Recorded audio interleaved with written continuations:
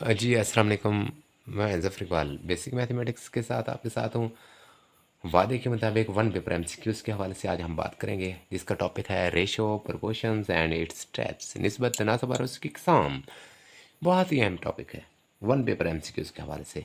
इसके एक दो नंबर ज़रूर आ जाते हैं, यानी बाज़ औक़ात इसके 3 से 4 सवाल भी आ जाते हैं। अगर आप इसको बेहतर तरीके से समझ लेंगे, ये 3-4 चीज़ें हैं, तो आप इंशाल्लाह आपके ये नंबर पक्के हो जाएंगे जी।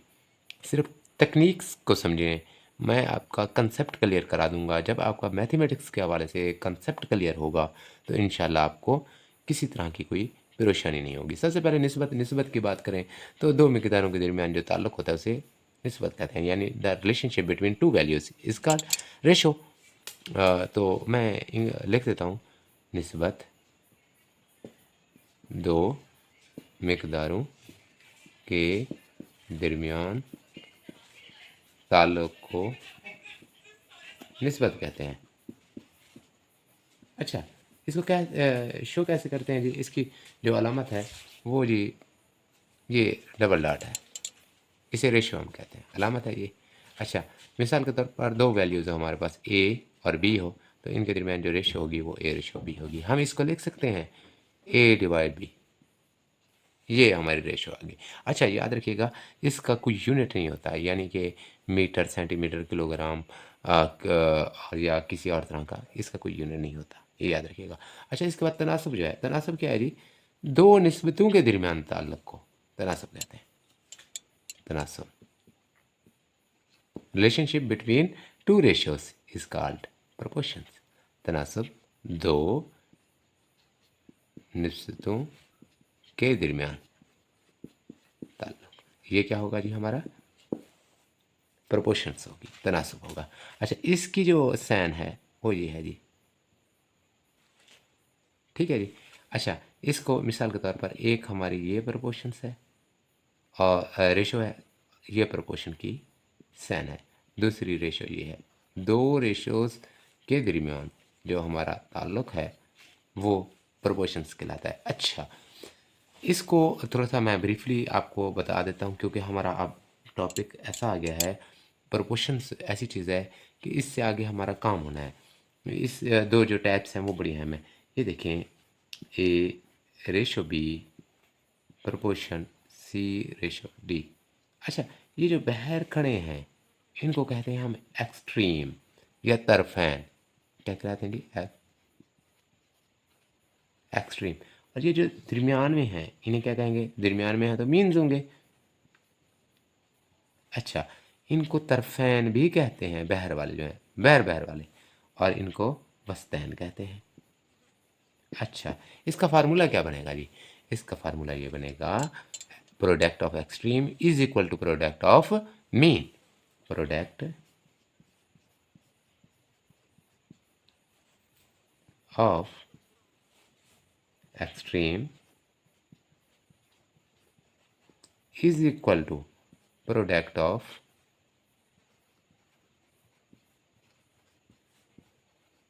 मीन्स। यानी कि ये क्या होगा जी? हमारा एक्सट्रीम क्या है? ए डी है, यानी ए और डी को क्रॉस कर दें, बराबर किसके होगा? बी और सी के।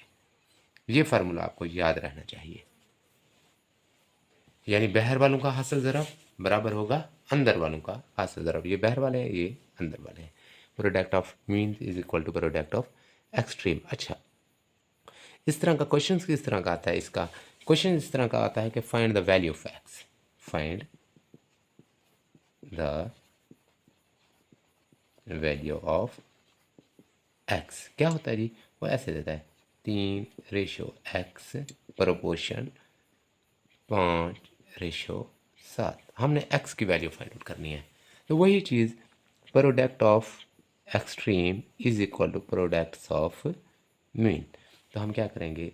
3 × 7 करेंगे बराबर 5 × x।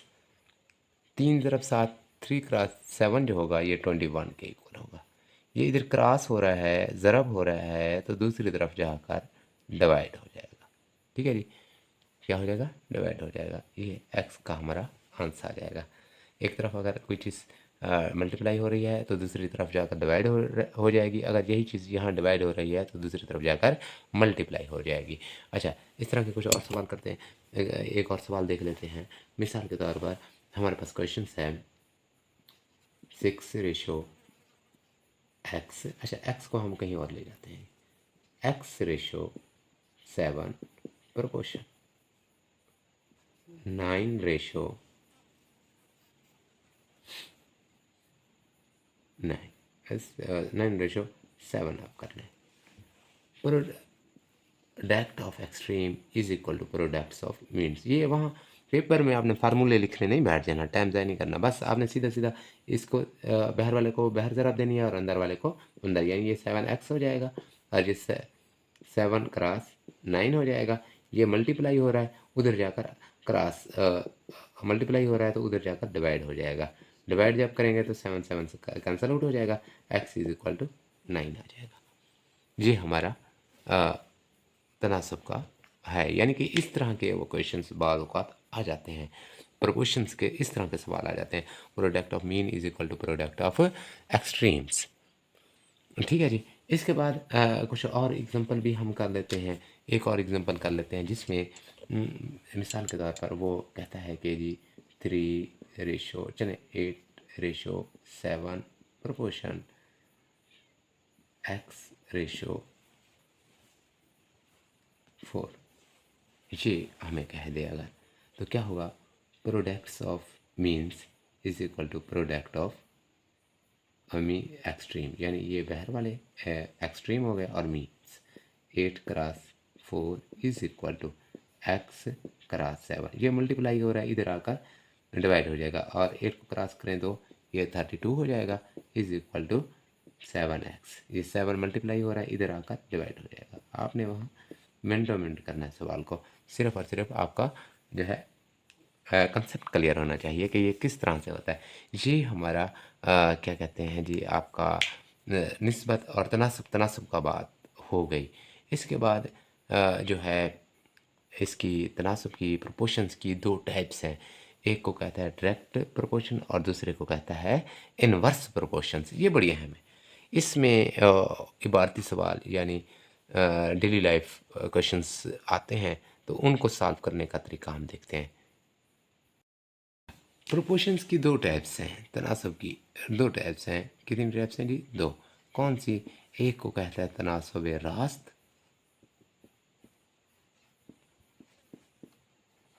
और दूसरी को कहता है तनासब माकूस। फिर लिखाई पर ना जाइएगा, मैं बस रफली लिख रहा हूँ। अच्छा, तनासब रास्त जो है ये क्या है जी? दो मिकदारें हों, उनका ऐसा रिलेशन हो कि अगर एक मिकदार बढ़ रही है, पहली मिकदार बढ़ रही है तो दूसरी मिकदार भी बढ़े, और अगर पहली मिकदार कम हो रही है तो दूसरी मिकदार भी कम हो, तो इसे हम क्या कहेंगे? तनासब रास्त। डेफिनेशन लिख देता हूँ जी। दो मिकदारों के दरमियान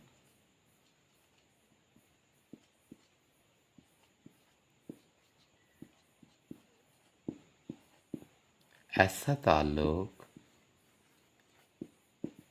जिसमें पहली मिकदार के बढ़ने से दूसरी मिकदार बढ़े, या पहली मिकदार के कम होने से दूसरी मिकदार कम हो, तो इसे क्या कहेंगे? हम डायरेक्ट प्रोपोर्शन कहेंगे।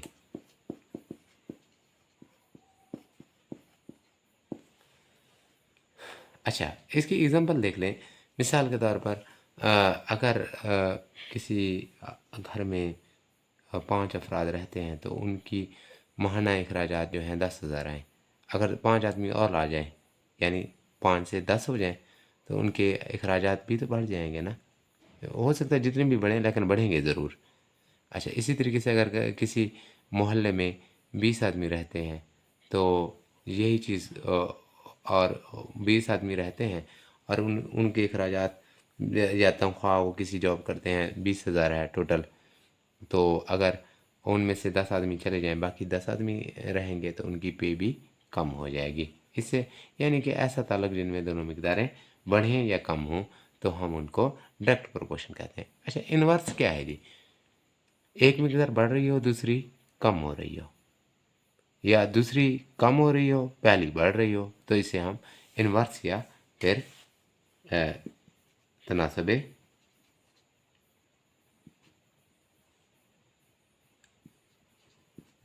Hers proportion. अच्छा, दो मिकदारों के दरमियान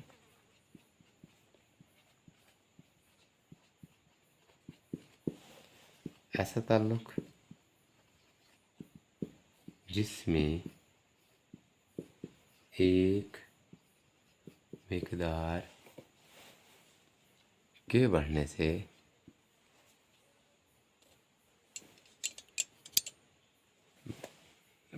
से दूसरी मिकदार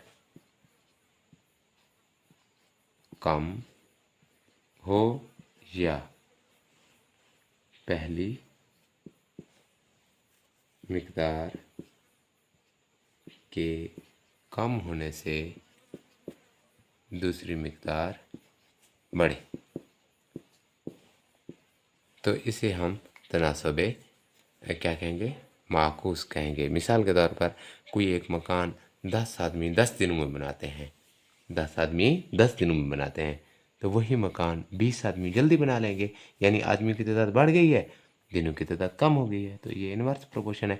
इसके मुतालिक जो है क्वेश्चंस जो है नेक्स्ट हमारी वीडियो में इंशाल्लाह हम करेंगे। डायरेक्ट और इन्वर्स क्वेश्चन तो बड़े अहम है, आपको ये डेफिनेशन ज़रूर देखिए अच्छे तरीके से। इंशाल्लाह नेक्स्ट वीडियो में मिलते हैं।